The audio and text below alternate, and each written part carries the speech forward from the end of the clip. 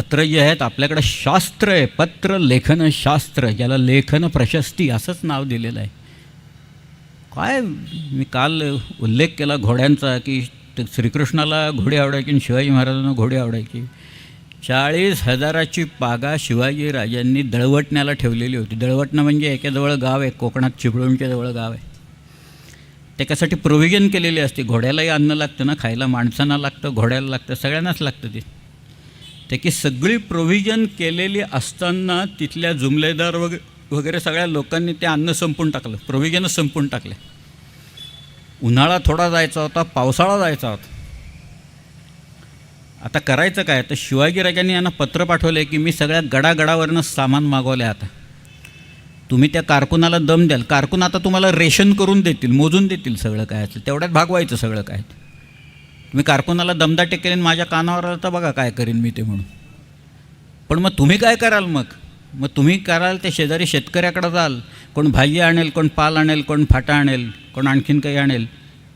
मग शेतकरी म्हणेल मोगल आणि यांच्यात फरक काय राहिला, याच्यातला फरक कसला आला आहे, हेही तेच करतायत. तर तुम्ही असं करू नका.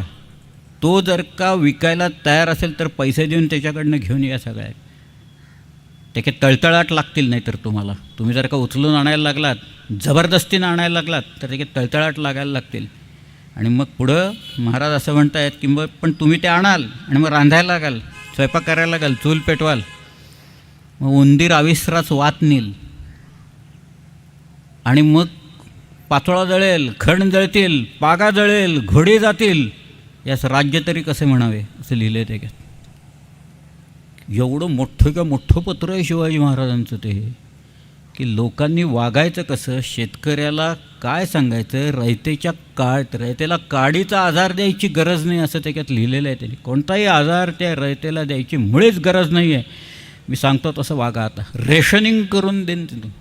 आमची रेशनिंगची सवय गेली. मी खाल्लं आहे रेशनिंगचं अन्न. हे काँग्रेस गवत आलं त्यावेळेला, तायचुंग म्हणून एक भात आणलं होतं जपानमधनं. त्यावेळेला जे काही रोगराई झाडं आली त्याच्यात हे काँग्रेस गवत इथं आलं. आता तो टाकळा खातो काँग्रेस गवत. परंतु त्यावेळेला जे प्रोव्हिजन्स करत होते सगळ्या याच्यातनं, त्यावेळेला मोजून मापून सगळ्यांना मिळायचं, असे ते दिवस होते. तरुण पिढीला कळणार नाहीत ते दिवस काय आहेत काय नाहीत, पण ते तसे आहेत. आणि शिवाजी महाराज सांगतात, अहो उंदीर नेतो का, उंदीर नेतो वात. खरंच नेतो. त्याला ते तेल लावलेलं असतं त्या सगळ्या ह्याच्यातनं, त्यामुळं ते उंदीर तो घेऊन जातो ती वात. आणि मग ते पेटलं आणि मग पेटेल, सगळंच पेटेल, घोडीही जातील त्याच्यात. अहो एकेका घोड्याची किंमत, आरबी घोडा असेल तर त्याची 10,000 हजार रुपये त्यावेळेची किंमत आहे घोडे, हत्ती एवढी किंमत. मग हे सगळ्याची जबाबदारी तुमच्यावर येईल. त्याच्यात राज्य तरी याच्यात कशाच म्हणायचे, तर असं वागू नका तुम्ही. लोकांनी कसं वागावं त्याचा एक परिपाठ शिवाजीराजांनी त्यांच्या पत्रातनं घालून दिलेला आहे ते. आणि रयतेस काडीचा आजार द्यायची गरज नाही असं लिहिलं आहे ते. आमच्याकडं रयतेचीच पिळवणूक चाललेली असं आहे सगळ्या.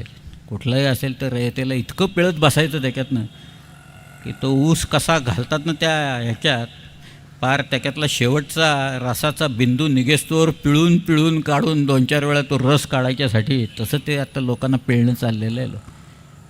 तसं नाही आहे. रयतेस तवानं ठेवलं पाहिजे, घोडी तवानी राहिली पाहिजेत. एक अजून पत्र आहे, फार सुंदर पत्र आहे, अवश्य वाचा. पोराने पाठ करून टाका ती पत्र महाराजांची. वक्तृत्व स्पर्धेत बक्षीस मिळेल तुम्हाला, नक्की मिळेल. शिवाजीराजांचं पत्र रामाजी अनंत म्हणून त्यांचा एक सुभेदार आहे, त्याला लिहिलेलं पत्र आहे. त्याच्यातही तेच म्हणत आहेत, रयतेस काडीचा आजार द्यायची गरज नाही याच्यात. आणि आता सगळा गोंधळ झालेला आहे, अनेक संकटं आलेली आहेत.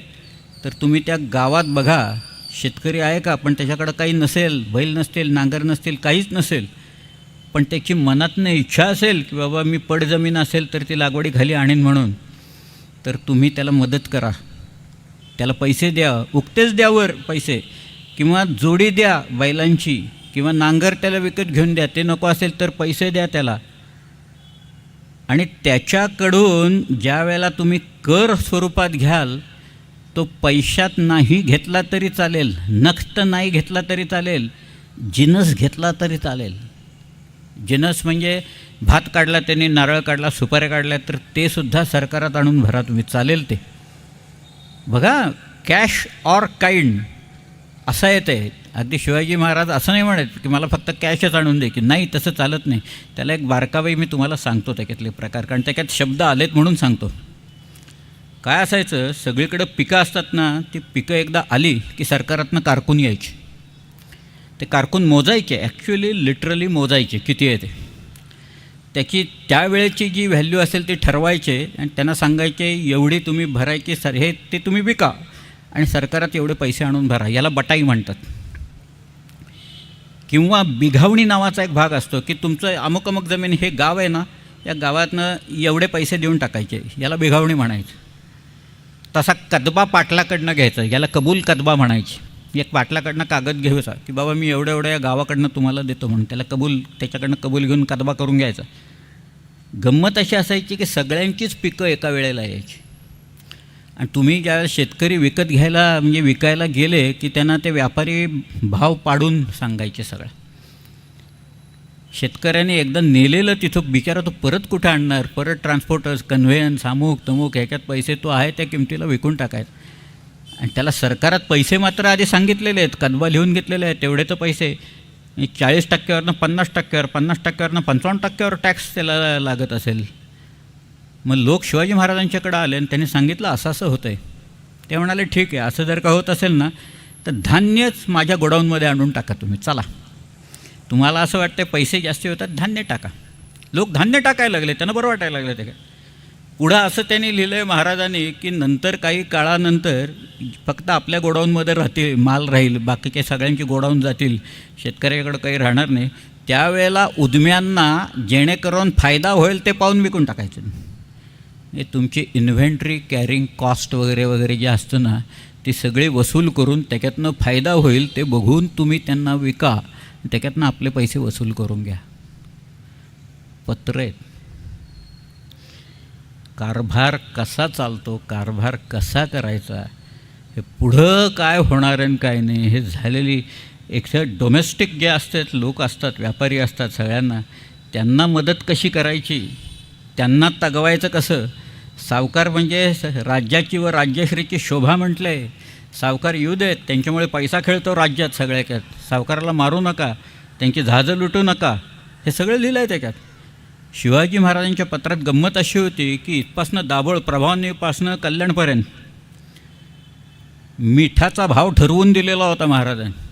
इथं तर मिठागरं खूप आहेत, आमच्या दिवेकरांची मिठागरं होती, समदिवेकरांची, पण भाव ठरवून दिलेला होता, मिठाचा भाव ठरवून दिलेला होता. हे पोर्चुगीज लोक होते, बारदेशचं मीठ यायचं, मीठ चांगलं असायचं, क्वालिटी चांगली असायची आणि त्यांचे भाव कमी असायचे. त्यामुळं व्यापारी उद्यमी बारदेशमधनं हे मीठ आपल्याकडं आणायचे आणि कमी किमतीत विकून टाकायचे. त्याचा फटका इथल्या लोकांना बसायला लागला की इथले लोक म्हणायचे बाबा आमचं माल विकत जात नाही, आमचं मीठ विकत जात नाही. याचं कारण कमी किमतीत ते विकतायत इथं मीठ. काय करावं महाराजांनी?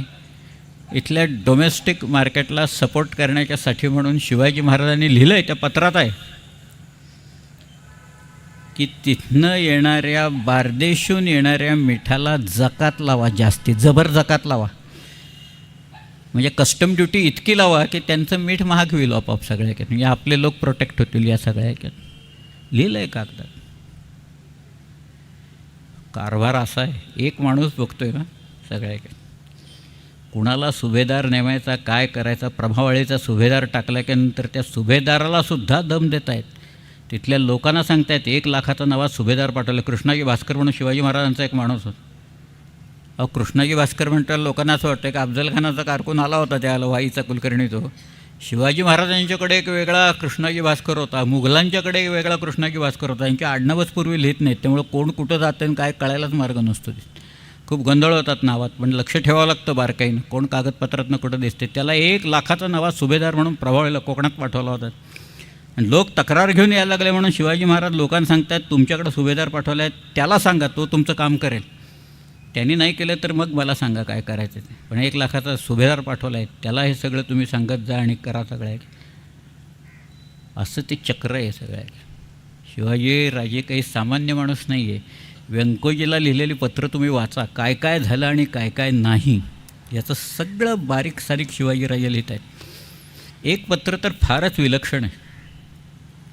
शिवाजीराजांच्याकडं व्यंकोजीकडनं खूप माणसं आली. त्याच्यात हणमंते नावाचे बंधू होते दोघंजण. हे सगळे शिवाजी महाराजांच्याकडे येऊन राहिले, कारण शिवाजी महाराजांची वागणूकच अशी होती, लोकांच्यावर छाप पाडणारी होती. आपण यांच्याकडे नोकरी करावी असं कुणालाही स्वाभाविकपणे वाटावं अशी ती शिवाजीराजांची वागणूक होती. त्यामुळे हे लोक येऊन राहिले. पण ते व्यंकोजीराजांच्या बातम्या काढून महाराजांना सांगत असत.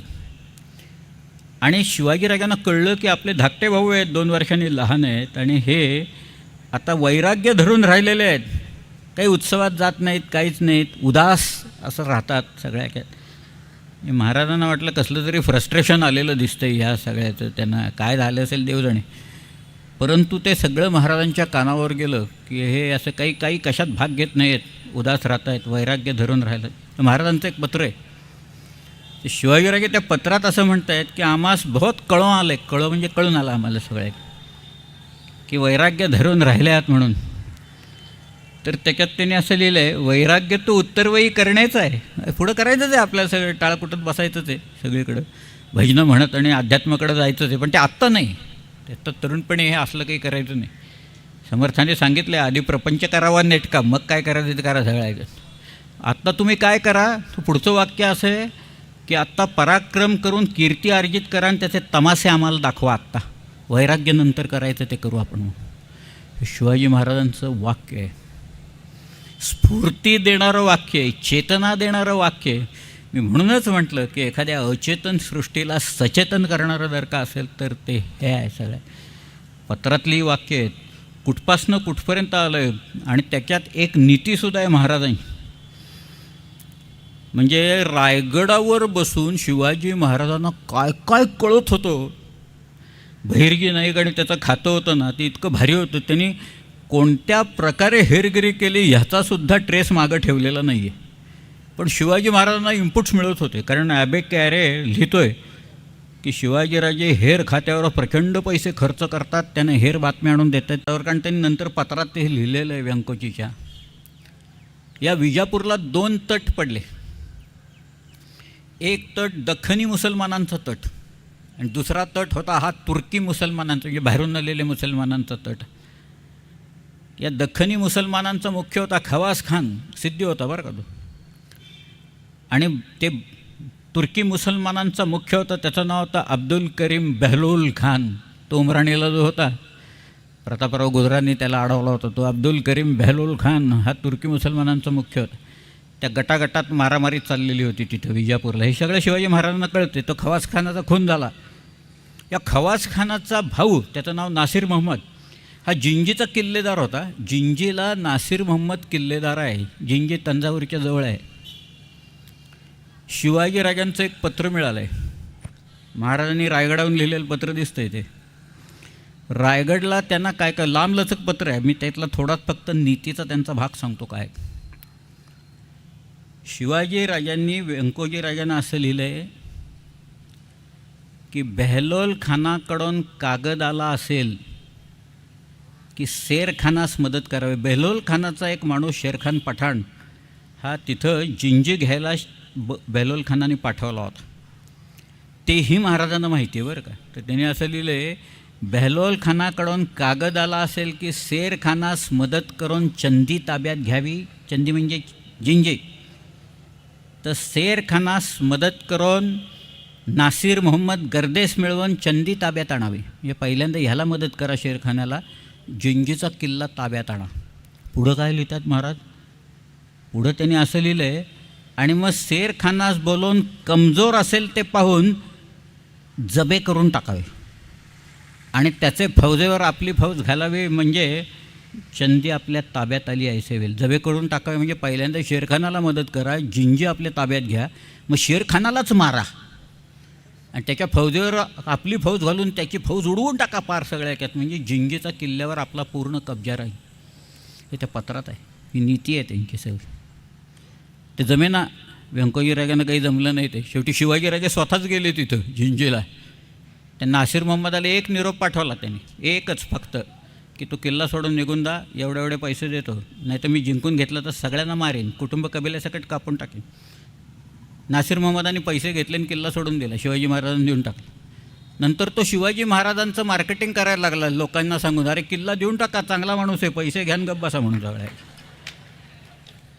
वेल्लोरचा किल्ला येत नव्हता, महाराजांना मिळत नव्हता, म्हणून 2 किल्ले बांधले महाराजांनी समोर, साजरा आणि गोधरा म्हणून टेकड्यांवर. ते वेल्लोरच्या किल्ल्याला नासिर मोहम्मदांनी जाऊन सांगितलं, देऊन टाका किल्ला, पैसे घेऊन गप्प बसा म्हणाले, सगळं व्यवस्थित आहे, शिवाजी अतिशय चांगला माणूस आहे सगळ्यात. पण त्या पत्रातली ही वाक्य आहेत, आणि ही पत्र महत्त्वाची आहेत. पत्रव्यवहार म्हणून महत्त्वाचा असतो. लोकांनी फाडून टाकली पत्र, गेले 50 पत्रातनिशी आपण उभं करायचं. संरक्षण काय, वेगवेगळे पत्र आहेत. मी सांगितलं त्याप्रमाणे वेगळ्या प्रकारची पत्र शिवाजी महाराजांची जी आहेत, याच्यातल्या खूप लोकांचा समज असा आहे की त्यातला श्रीकार जो आहे तो स्वतः शिवाजी महाराजांनी काढला आहे म्हणून. पण असं काही वाटत नाही आहे एकूण सगळ्या ह्याच्यातनं, असं काही नसतं त्या ह्याच्यात. आणि तो शिवाजी राजांना लिहिता आणि वाचता येत होतं, याची पाहिजे तेवढी उदाहरणं सांगता येतील. परंतु शिवाजी राजांनी हे लिहिलेलं आहे असं सांगणारा आपल्याकडे पुरावा दुर्दैवानं नाही. शिवाजीराजे पंडित होते, संभाजीराजे संस्कृत उत्तम जाणकार होते, शहाजीराजे स्वतः पंडित होते. 12 भाषा ललित शाह नरेश्वराने आकर्णिले मज म्हणे मृदुल स्वराने असं म्हटलेलंच आहे त्यांच्याबद्दल.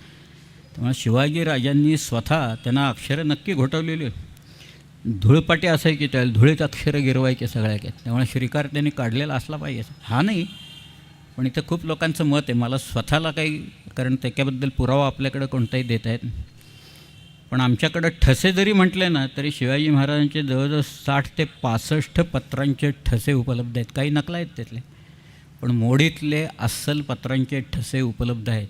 5-6 वेगवेगळ्या कारकुनांची पत्रं आहेत ती सगळ्या काय. त्याच्यात बाळाजी आवजीचं अक्षर नितांत सुंदर अक्षर आहे. बाळाजी आवजीसारखं रत्न हे शिवाजी महाराजांना याच्यात मिळालं, राजापूरला. त्यांनी महाराजांना एक पत्र पाठवलं होतं, गुप्त पत्र पाठवलं. महाराजांनी अक्षर पाहिल्यावरच ओळखला, माणूस चांगला आहे, कामाचा आहे. राजापूरला गेले तेव्हा त्याला खेचून आणलं. बाळाजी आवजी, बाळाजीचा भाऊ श्यामजी आवजी, बाळाजीचा मुलगा, हे सगळे लोक शिवाजी महाराजांच्या नोकरीत होते राहिलेले. एक एक माणसं हेरली त्यांनी. पण हा त्यांचा चिठ्ठी नवीस होता, चिठ्ठ्या लिहिणारा माणूस होता, पत्र लिहिणारा माणूस होता. आणि पुढं तेवढी एक छोटीशी गोष्ट सांगतो मग मी थांबतो आज, की संभाजीराजांच्या हातून अनेक लोक मारले गेले. नंतर त्यांच्या एका हुकमाने जवळजवळ 22 लोक रायगड आणि रायगडच्या आसपास केले. काही इथं जवळ गेले, अगदी या इथं परळीच्या इथं त्यांच्या बाळाजी आवजी वगैरे सगळ्यांच्या समाध्या तिथं आहेत. या बाळाजी आवजीला मारल्याच्या नंतर संभाजी राजांची जी पत्नी आहे, तिच्या कानावर ही गोष्ट गेली. त्यांचं नाव येसूबाई साहेब. या येसूबाई साहेबांच्या कानावर ही गोष्ट गेल्याच्या नंतर येसूबाई साहेब असं म्हणाल्या, संभाजीराजांना म्हणाल्या की बालप्रभूस मारले हे उचित नाही झाले. बालप्रभू म्हणजे बाळाजी आवजी, त्याला ही मारले ही गोष्ट चांगली नाही झाली तुमच्याकडे. पुढचं वाक्य संभाजी म्हणाला, क्रोधाचे भरात करून गेलो, संतापाचे भरात करून गेलो. पुढचं वाक्य बघा काय, ते बाई म्हणाल्या, थोरल्या महाराजांचे मनच त्यापासी होते, असं लिहिलं ते. की शिवाजी महाराजांची इतकी पत्र लिहिलेली होती, इतके ड्राफ्ट त्यांनी केलेले होते, पत्र सगळे पाठवलेली होती, त्यामुळं त्यांचं मन जवळजवळ या बाळाजी आवजींच्याकडं होतं सगळं. पत्रलेखक होता तो त्यांचा. पण तुम्ही त्यांना मारलं, बरोबर नाही केलं सगळ्या ह्याच्यात. एक कारकून येतो बिचारा, पण त्या कारकुनाच्याबद्दल किती प्रेम असावं लोक. नितांत सुंदर अक्षर आणि निष्ठा. यांनी त्याला जरी मारला तरी त्याचा जो मुलगा आहे त्याने मात्र प्रचंड निष्ठा दाखवली. आणि त्याचं नाव आहे खंडोबल्लाळ. खंडोबल्लाळ चिटणीस. ते चिटणीसांची बखर माझ्याकडे आहे, अप्रकाशित बखर आहे, आज घरी आहे माझ्याकडे पडलेली. ती कधीतरी मी प्रकाशित करीन ती त्याच्यात. पण आज 4 व्याख्यानं झाली, 3 राहिलेली आहेत आपली सप्तकातली. तुम्हाला कळून आलं असेल, माझ्या हातात काही नाही आहे, जे आहे ते सगळं डोक्यातनं माझ्या चाललेलं आहे. ते रिकॉल मेमरी करणं हे फार अवघड प्रकार आहे. त्यातले गेले 1-1.5 वर्ष मी आजारी आहे. बऱ्याच गोष्टी मी आदनबदनं विसरतो, तुम्हाला कदाचित कळणार नाहीत त्या, पण मला लक्षात येतं की आपण विसरलो आहे सगळ्या ह्याच्यात नाही. तरी पण मी जाता जाता एक कविता म्हणतो आणि मी थांबतो. फार सुंदर कविता आहे. या अशा काव्याबद्दल मला मात्र प्रेम आहे बरं का. आधुनिक ह्याच्याबद्दल जरी नसलं तरी ह्याच्याबद्दल विलक्षण प्रेम. या कवितेचं नाव आहे निर्धार. कुसुमाग्रजांची कविता आहे. समरभूमीचे सनदी मालक शतयुद्धांचे मान करी, रणफंदीची जाता आमुची कोण आम्हा भयभीत करी. घोर पडीला दोर लावूनी पहाड दुर्घट चढलेले, तुटून पडता मस्तक खाली धुंद धडाने लढलेले. खंदकातल्या अंगारावर हासत खेळत पडलेले, बाप असे कळीकाळ आमुचा कीर्त गाजली दिगंतरी. रणफंदीची जाता आमुची कोण आम्हा भयभीत करी. या मातीने दिला वारसा कठोर छाती दगडाची, दिली नद्यांनी ध्येयासाठी समर्थता बलिदानाची. पहाड डोंगर इथे सांगती अजिंक्यता अभिमानाची. जगदंबेचा पालव येथे लढवय्यांच्या सदाशिरी. रणफंदीची जाता आमुची कोण आम्हा भयभीत करी. करवत कानस कुणी चालवो पिकवो कोणी शेतमळा. एका झेंड्याखाली किती लोक एकत्र आलेत बघा. करवत कानस कुणी चालवो पिकवो कोणी शेतमळा. कलम कागदा वरी राबवो धरो कुणी हातात तुळा. करात कंकण असो कुणाच्या वा भाळावर गंधटिळा. शिंग मनोऱ्या वरी वाजता उभी छावणी घरोघरी. रणफंदीची जाता आमुची कोण आम्हा भयभीत करी. पोलादी निर्धारा आमुचा असुरबळाची खंत नसे. स्वतंत्रतेच्या संग्रामाला विजया वाचून अंत नसे. श्रद्धाहृदयातील आमुची वज्राहुनी बलवंत असे. मरण मारुनी पुढे निघाले गर्वतयांचा कोण हरी. रणफंदीची जाता आमुची कोण आम्हा भयभीत करी. भरतभूमीचा वत्सल पालक देवमुनींचा पर्वत तो. रक्त दाबुनी उरात आम्हा आर्त स्वराने पुकारतो. हे सह्याचल हे सातपुडा शब्द अंतरा विदारतो. त्या रक्ताची त्या शब्दाची शपथ आमुच्या जळे उरी. रणफंदीची जाता आमुची कोण आम्हा भयभीत करी. जंगल जाळा परी मराठा पर्वत श्रेष्ठा उठला रे. वणव्याच्या अडदांडगतीला अडसर आता कुठला रे. तळातळातून ठेचून काढू हा गनिमांचा घाला रे. स्वतंत्रतेचे निशाण आमुचे अजिंक्य राखू धरेवरी. रणफंदीची जाता आमुची कोण आम्हा भयभीत करी. धन्यवाद.